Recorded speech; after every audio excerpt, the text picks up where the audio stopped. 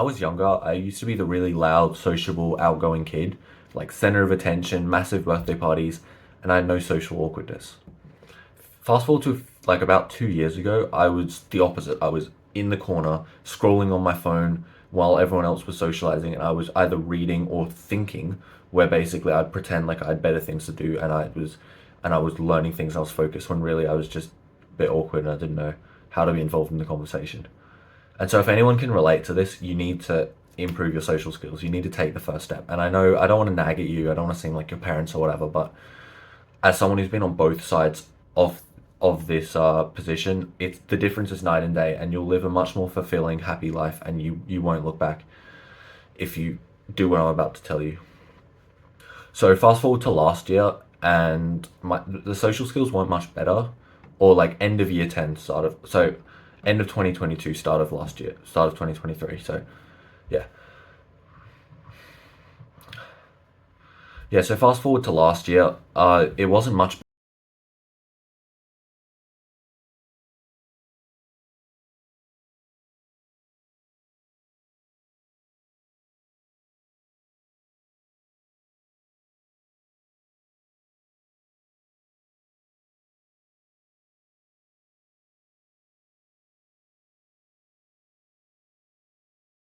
Yeah, so fast forward to last year, it wasn't much better, but my mindset was. So instead of thinking, oh, these people aren't interesting, or I'm just not compatible with them, or whatever, I'm just an introvert. I just changed it to socializing as a skill, and so logically, what can I do to improve it? I have to practice the skill, right? And so that big mindset shift was key. So you can't make yourself a victim, can't just blame. It's just who you are. You just have to practice that skill. It's like anything else. And so that's what I did. So if you know the term progressive overload, if you go to the gym or something, basically what it means is just gradually increasing the difficulty as you get better. So like, for example, at a bench press, let's say the first week you do 60 kilos, and then the next week you do 65, and the next week you do 70, because right, if you keep it at the same weight, like you get stronger and stronger, but it becomes no longer challenging and your results diminish. So you keep increasing the difficulty to keep gaining results. So that's essentially the logic here. So I applied that principle to socializing. So I started off just saying hello and goodbye to the receptionists at my gym. And then I increased it to asking how the shift was going. And then this eventually turned into conversations and knowing each other's names. And then I would start just talking to other people at the gym, like other strangers. Like it started off really simple, like, oh, how many sets do you have left? Or, oh, night, when they're wearing headphones, like, oh, what song are you listening to? Then, then eventually maybe somebody's doing exercise. Oh, I haven't tried that exercise. Do you find it any good? Uh, right, simple. And then eventually just full fledged conversations. And now I'm on a first name basis with most of the staff and quite a few members. And I don't have to do these excuses anymore. Now I can just go up to someone and just say, "Oh, hi, nice to meet you. Just what's your name?" Or just like compliment them or whatever. Like it's not like oh, how many sets do you have left? But obviously you can start there, because I would have found it really really difficult starting where I am now from scratch. So yeah, I'm living proof that this works, provided you actually put in the effort and apply it properly.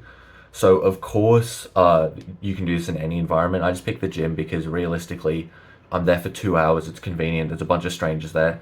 No one's in a rush to go places. Like if you're on the street or whatever, sometimes people might be wanting to go somewhere, so they're going to be less receptive. But at the gym, they're kind of waiting in between sets, so it's easy to get your thing in, and you can just, walk away. You're not stuck in there really close with them. So yeah, and I won't lie to you, it definitely was awkward when I was doing it. But I mean, that's the point. Like, it is uncomfortable, but in order for you to be progressing, it has to be difficult, right? Like, no pain, no gain. So yeah, whenever it's always difficult in the moment, but as soon as it's over, you feel like really good. You feel get like this rush, like, and then each time you go, it becomes easier and easier. And so I remember like the first few approaches, especially like with the girls, was literally like my voice was shaking, palms were sweating, like, oh, hi, I'm new here. Do you want to be friends? Like it was bad. But look, that was maybe almost 2 years ago now.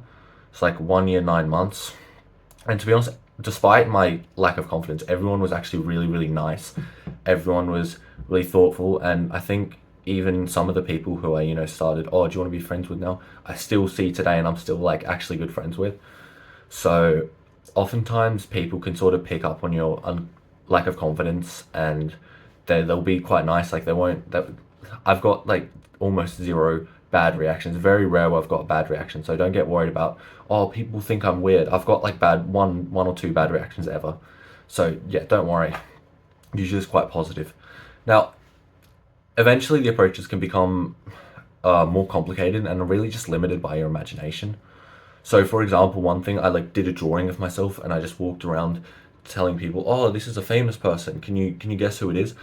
And obviously, the point is not for the drawing, but it's about putting yourself in an uncomfortable situation because like it's such a weird thing to do. Just walk around with a drawing of yourself, right? And that's where I got like one sort of weird reaction. Some guy was just like no, okay, like he was really reserved, closed off, but whatever.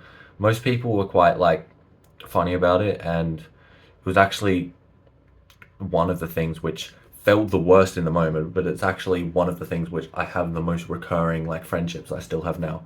So it's kind of weird how those things work out. And yeah, you can literally build up really simply. Like you can start with just, yeah, like I said, asking for the sets or whatever, asking for the time, which is more general, getting a high five, how's your day going? Simple stuff like that. It sounds really, really easy, and it is, but eventually you can keep leveling up. And I might put if you're interested in a list of more things to do, let me know, and I'll send you a list. Like if you're in the comments and you want a list, just let me know in the comments. But yeah, I don't know.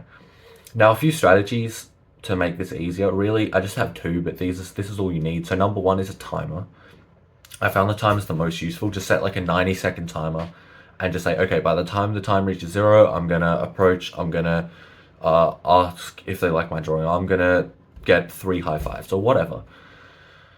That was really, really helpful for me. Another thing that you can try, which I did use a little bit, was warm up approaches. So basically, if it's like the first thing of the day and it's feeling a bit nervous, you're feeling a bit of friction, you can start off with like the basics, like high five or like what's the time or whatever, and then after that, now that you're in social flow state, you can just go off and do something more complicated. Again, like the drawing thing or whatever. Yeah, that's it. To anyone still watching, yeah, again, if you want a list, let me know. It's never too late to improve. Just remember that. See ya.